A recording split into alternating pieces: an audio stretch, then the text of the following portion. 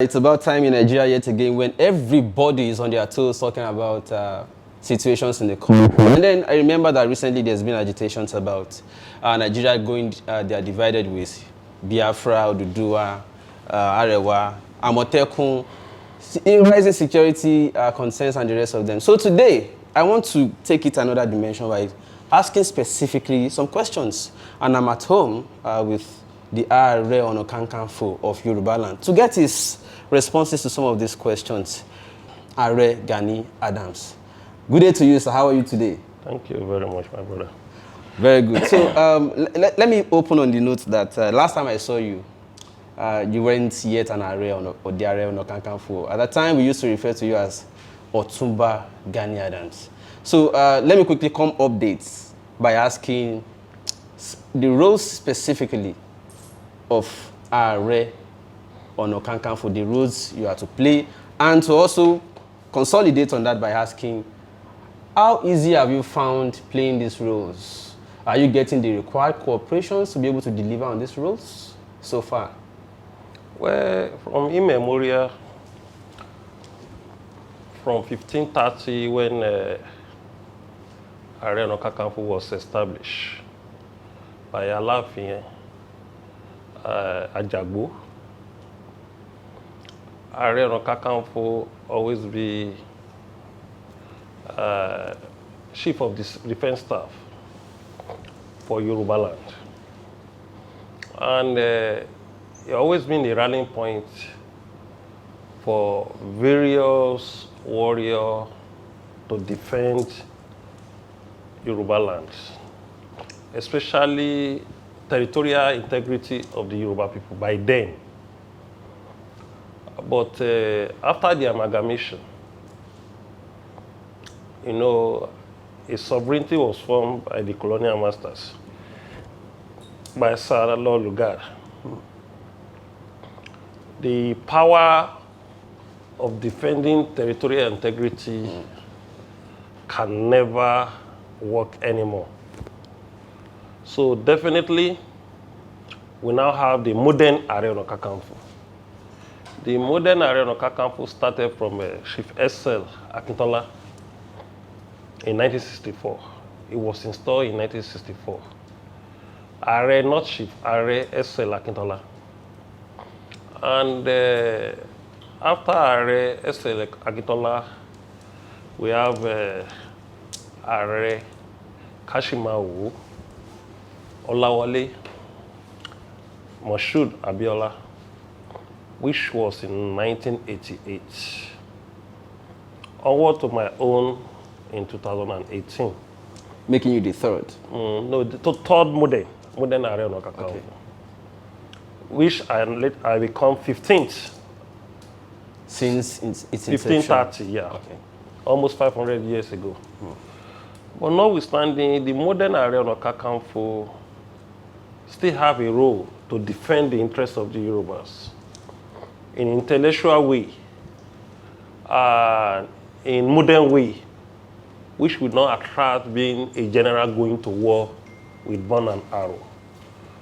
The modern Aare have the responsibility to foster unity within the Yoruba people and to canvass for progress and use that platform and this position to call upon our people in diaspora, especially those people that have been taken away from us during the slave trade right from the 14th century of the Portuguese explorer that came to Nigeria.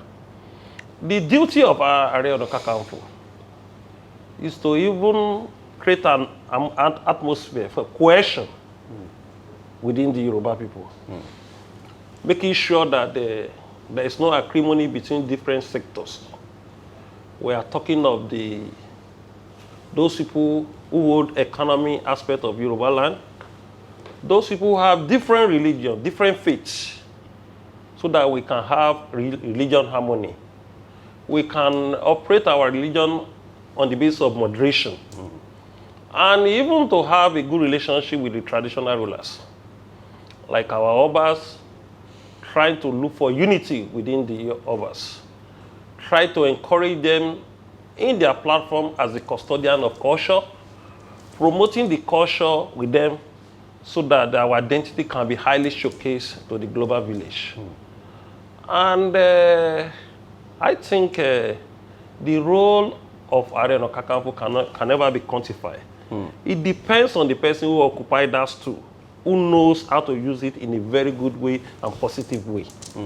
Are you therefore saying that the role has been restricted from being the warrior who defines territorial integrity to that of ceremonial roles? Definitely. You can't expect the role the monarch play in times of the royal empires and compare to the time we have the modern democracy. Even the Queen of England, the most powerful monarch in the whole world, have a limitation in British affairs when it gets to certain stage.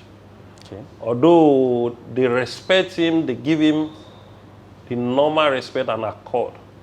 They accord that normal respect. But notwithstanding, Mama Shali have a limitation in terms of power in the House of Commons.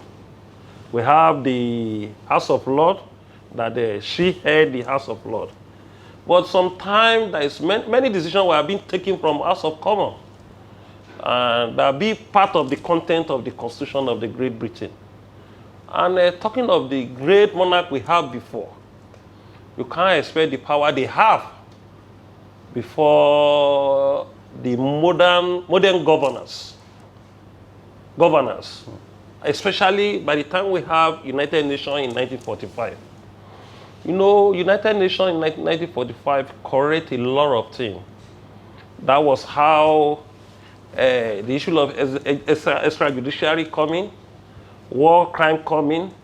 It's not like what happened when we have the First World War. Is it not around 1918? And the Second World War around 1945. So when the United Nations come on board, it reduced absolute power from the leaders. There was check and balances from different countries. So, and it affects us in Africa too. Don't forget the Berlin Conference in 1885, that they just partition us according to their interests. So the partition even affects us that most of our people are still in Benin Republic. About 60% of Yorubas was called to Benin Republic as a nation. They normally pay homage to Oyo and Ile-Ife now. And don't forget that most of our people are still in Togo with tribal mark. Don't forget most of our people settle in Ketu community after apply whole border of Togo. And about 30% of the Accra people migrate from Ile-Ife. When you see Ekwabo, the Accra people call Akwaba. So, and when you check the West African coast, you still have traces of different Yoruba who migrate from Yoruba land to many West African coasts. So definitely, the absolute power of the monarchy from almost 700 years reduced after the 1885 Berlin Conference and onward to 1914 of amalgamation. The power of running the community lies between Alaafin and Oni of Ife, who happen to be the head of the source. But Alaafin have a strong political power beyond Yoruba land to some West African coasts. Don't forget that Aare Ona Kakanfo went to go and fight war in Kumasi. When the Yoruba people were first era. Yes. When Yoruba people rights were being infringed, there's an Aare Ona Kakanfo that went there to liberate them in Ghana, part of Ghana. So the amalgamation of 1914 reduced the power of the monarchical system that we are using in Yoruba land before the colonial master took over the power in 1940. And tactically, our monarchs submit the power to the colonial masters. Because when there was a war, the Kiriji War that started in 1870 and ended in 1886. 1870 to 16 years uninterrupted war.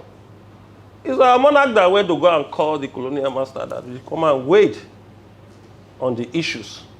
And when the colonial master realized that they were the ones that now helped them to resolve it, they now realized, let's take this power from them. And where anything that affected the monarchical system will affect the power of Aare Kakanfò, because Aare Kakanfò is working on the structure of the monarchical system. Alaafin, we call Aare Kakanfò now, there is war. You have to defend social place. The Oyomesi are the parliament.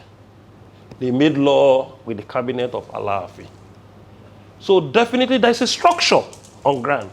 And apart from the Oyo Empire, when you go to Ife, you see their structure too. Aare Kakanfò would therefore be answerable to who as it stands right now?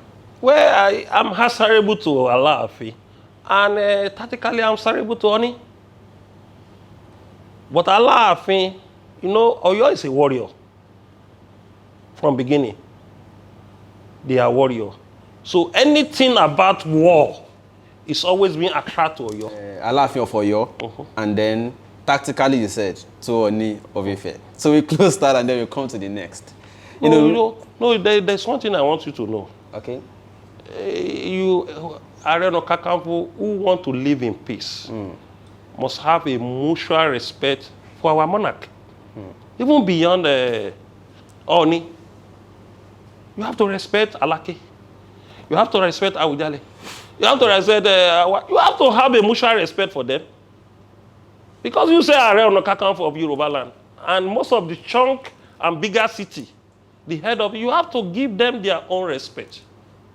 A mutual respect. It's not limited, because I don't want you to drag it to a stage of controversy. Yeah.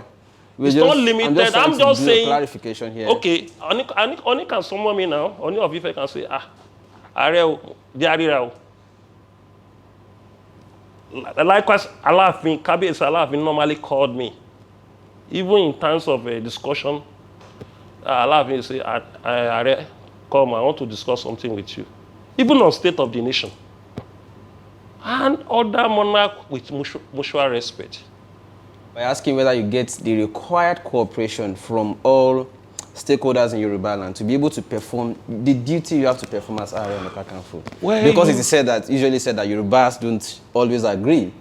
Where you don't expect that you have a full cooperation when you hand a position like this, because we have a rotten system already. We have almost rotten society already. And we have the people who die and whine, make their money in the rotten system.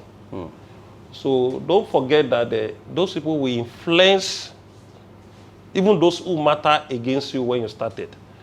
But you have to you have to stand on your foot and believe in your cause. With time, the dust will settle. With time, the dust will settle. With time, truth will prevail.